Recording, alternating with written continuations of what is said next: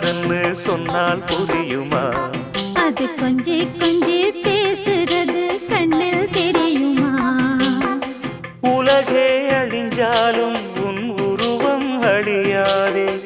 உயிரே பிரிஞ்சாலும் உறவேதும் பிரியாதே.